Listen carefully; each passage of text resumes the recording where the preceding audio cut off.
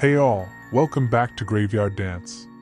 This week we bring you a story that actually partially takes place in actual graveyards, but we assure you, there is nothing in this story that would want to make anyone dance.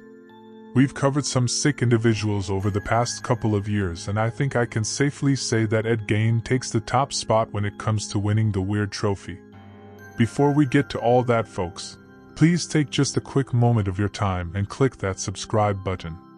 The more subscribers we have, the more money the channel makes, and that means I can help support my family more. So far, with not quite 500 subscribers, it's been 2 years and the site hasn't made a penny yet. I really want to continue, but I have to feed my children, so if you like what I do, please take the time to subscribe and tell all your friends about our channel. Anywho, on to today's story. Ed Gein was born on August 27, 1906, on a farm near La Crosse, Wisconsin. He was the second of 2 sons born to George Philip Gein and his wife Augusta Gein. To say the family was a dysfunctional family would have been an understatement. George was a strict and demanding father, while Augusta was a devoted and overprotective mother. Augusta was particularly influential in his life. She raised him to believe that the world outside the farm was a dangerous place, and she kept him isolated from other people. She also taught him that women were sinful and dangerous creatures. The Gein family moved to a farm in Plainfield, Wisconsin when Ed was 4 years old. The farm was isolated and the Geins had few neighbors. Augusta became increasingly reclusive and paranoid, and she raised her sons to believe that the world outside the farm was a dangerous place. Ed was a lonely and withdrawn child who had few friends. He spent most of his time playing by himself or helping his father on the farm. He was also a voracious reader, and he developed a fascination with anatomy and death. When Ed was 16 years old, his father died of a heart attack. This left Ed completely alone on the farm. Naturally, he was devastated, and he blamed himself for his father's death. He became even more withdrawn and isolated, and he began to have strange and disturbing thoughts. Around 1940, Ed's brother Henry had met a single divorced lady with kids, and soon the brothers were doing odd jobs for her. The brothers were generally considered reliable and honest by the community. Ed also frequently babysat for neighbors, and he seemed to enjoy it more than interacting with adults. Seriously though, would you want this guy babysitting your kid? Henry began dating the mother of 2 and planned to move in with her.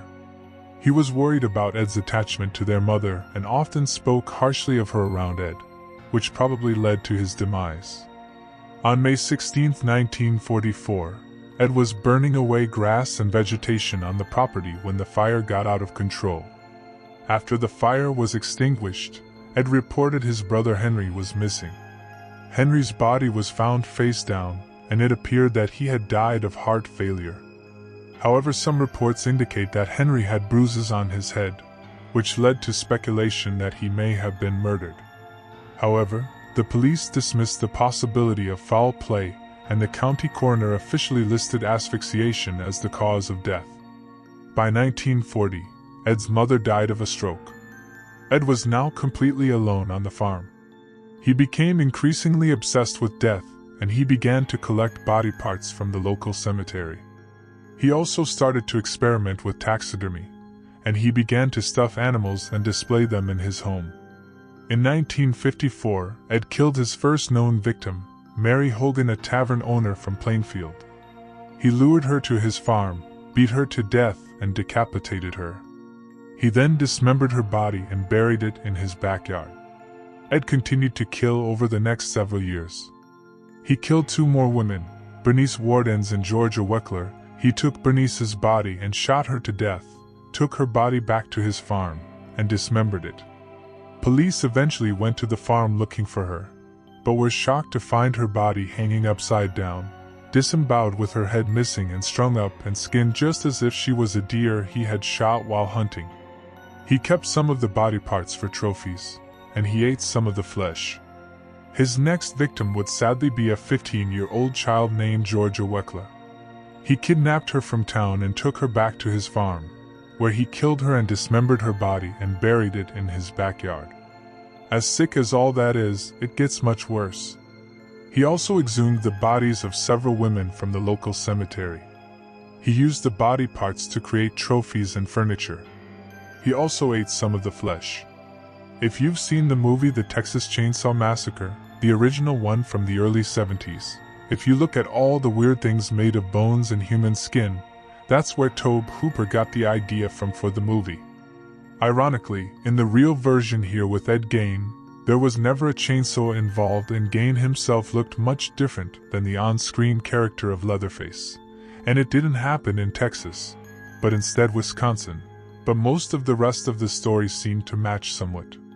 In the years since his insane murders, many modern-day horror movies have been made with Gein as the inspiration, such as the character of Norman Bates in Psycho and Leatherface in the Texas Chainsaw Massacre, just to name a couple.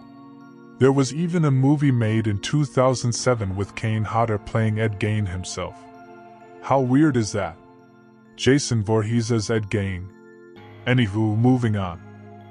Ed was finally caught in 1957 when the sheriff's department searched his farm. They found the bodies of Wardens and Weckler, as well as the body parts of several other women. Ed was arrested and charged with 2 counts of murder. Some of the twisted things they found were human skulls on his bedposts, a wastebasket made of human remains, a belt that was sewn together of human nipples, and even soup bowls made from skulls, among other things. Ed was found guilty of 1 count of murder and sentenced to life in a mental facility. Ed Gein is best known for his serial killings, but he also committed other crimes such as necrophilia and cannibalism. He died in his sleep, peacefully in a mental institution on July 26, 1984 at the age of 77. New owners bought the land where the Gein home was and burned the house down in 1958 along with almost everything in it. The following outbuildings and barn where Bernice Wardens was hung were burned down the following year in 1959. Today, it's just privately owned bare land with nothing there. Before the new owners burned everything down though, a traveling carnival worker somehow gained access to Ed Gein's car and was trying to charge money to see it, which outraged many of the townspeople whose loved ones had been harmed by Gein. Before it burned down, people were also breaking in and trying to steal ghoulish souvenirs from the hellish house. Thankfully though, there's nothing more left to steal or try to take. May the victims of his crimes now rest in peace. Well, we hope you enjoyed this week's story. Please like, subscribe and share. Till next time, thanks for watching.